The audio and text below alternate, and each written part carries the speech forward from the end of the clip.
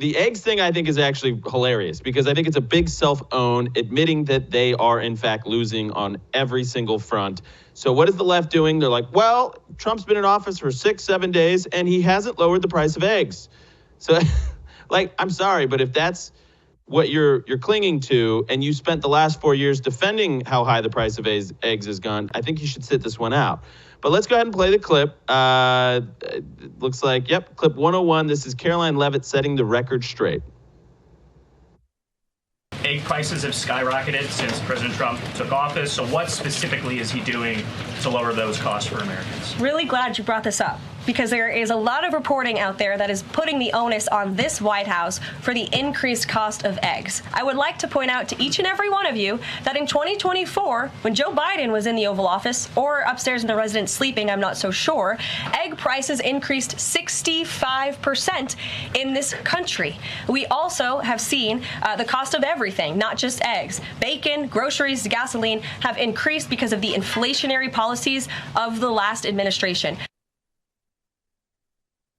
Well, and what she doesn't mention there is the fact that 100 million chickens were killed because of an outbreak of avian flu, bird flu.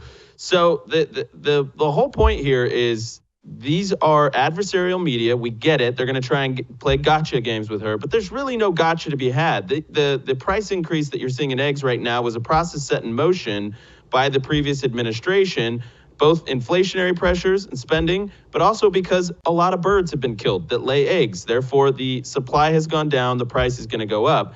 Now, whether or not Trump can fix that, remains to be seen. I would think there's some things we can do, but, growing 100 million new and raising 100 new chickens to lay eggs is going to take a little bit of time. But Blake, just react to the fact that their best thing, I mean, this is like Harry Sisson to that Parker kid. They're all posting about eggs online. They think it's like this big own on President Trump.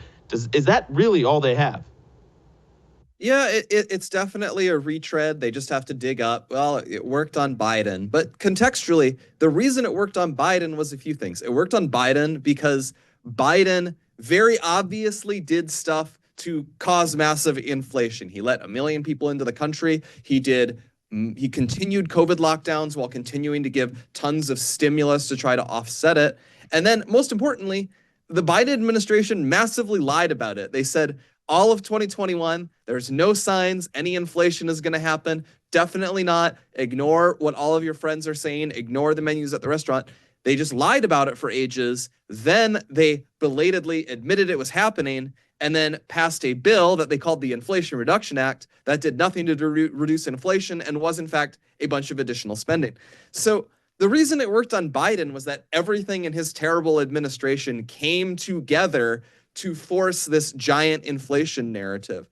Whereas, okay, Trump, egg prices are going up. I suspect they will do their best to handle that, but it's not fitting into this wider epidemic of failure that was the Biden administration. All right, Blake, last question. 10 seconds here, 15 seconds. Give the first week of the Trump administration a grade.